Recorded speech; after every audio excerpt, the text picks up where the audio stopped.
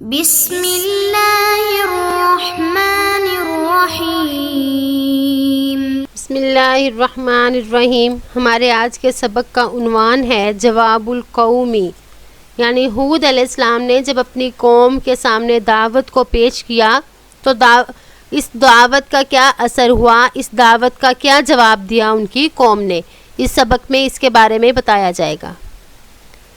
کان القوم فی شغل من الاکل والشرب واللہو واللعب، قوم کھانے پینے کھیل اور تماشے کے شغل میں تھی۔ وقد رضوا بالحیات الدنیا واطمأنوا بها، اور انہوں نے پسند کیا دنیا کی زندگی کو اور اس پر مطمئن ہو گئے۔ رضو یہ باب سامعہ یسمعو سے آتا ہے، راضیہ یرضا رضوانن رضین، یہ اس کے مصدر آتے ہیں بمعنی خوش ہونا، یعنی وہ دنیا ہی کی زندگی میں اتنے مگن ہو گئے تھے کہ اس میں اتنے خوش تھے کہ انہوں نے آخرت کی طرف سوچا ہی نہیں۔ ذاق قلبهم بکلام ہود وقال بعضهم لبعض ما یقول ہود ماذا یرید ہود نحن لا نفهم کلامہ، ان کے دل تنگ پڑتے ہود علیہ السلام کی باتوں کی وجہ سے، اور وہ ایک دوسرے سے کہتے ہود کیا کہتا ہے، ہود کیا چاہتا ہے، اور ہم نہیں سمجھتے اس کی بات کو، یعنی ہماری سمجھ میں نہیں آتی اس کی بات۔ ذاقہ یہ باب ضربہ یضرب سے آتا ہے، ذاقہ یذیق ضیقاً بمعنی تنگ ہونا، جب انہیں آخرت کی باتیں اچھی نہ لگتی تو ان کا دل تنگ پڑ جاتا۔ قلبہم اس کا فاعل ہے، اور ان کے آپس میں باتیں اس طرح سے ہوتی جیسے انہیں ہود علیہ السلام کی بات سمجھ ہی نہیں آئی، اور وہ یوں کہتے کہ یہ کہتا کیا ہے، یہ چاہتا کیا ہے، تو گویا کہ وہ ان کی بات کو سمجھنا ہی نہیں چاہتے تھے، وہ دنیا میں اس قدر خوش تھے کہ آخرت کی بات کی وجہ سے ان کے دل ہی تنگ پڑتے۔ قالوا سفیہ او مجنون، تو کہتے کہ یہ دیوانہ ہے یا بے وقوف ہے۔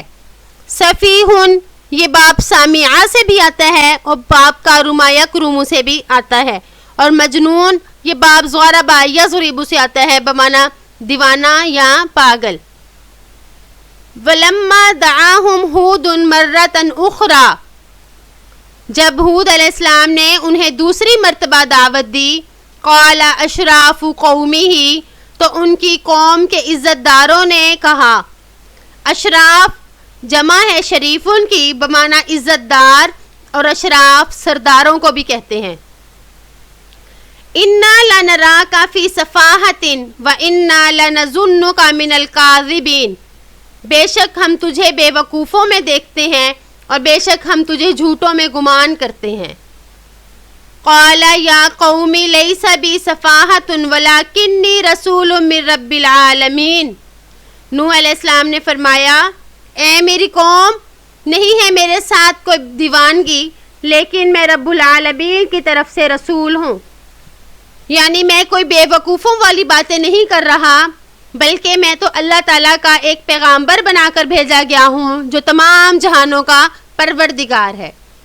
ابلغکم رسالات ربی وانا لکم ناصح امین، میں تمہیں پہنچاتا ہوں اپنے رب کے پیغامات اور میں تمہارے لیے نصیحت امانت دار نصیحت کرنے والا ہوں۔ بلغ یبلغ تبلیغ بمعنی پہنچا دینا، رسالات جمع ہے رسالتن کی، یعنی اللہ تعالیٰ کے پیغامات میں تم تک پہنچاتا ہوں اور میں تمہارا خیر خواہ ہوں، امانت دار ہوں، کوئی اس میں جو ہے بے ایمانی نہیں کر رہا، بلکہ پیغامات سے ہی صحیح تم تک پہنچا رہا ہوں تاکہ تمہارا بھلا ہو جائے۔ امید ہے کہ آپ کو آج کا سبق سمجھ آ گیا ہوگا۔ السلام علیکم ورحمۃ اللہ وبرکاتہ۔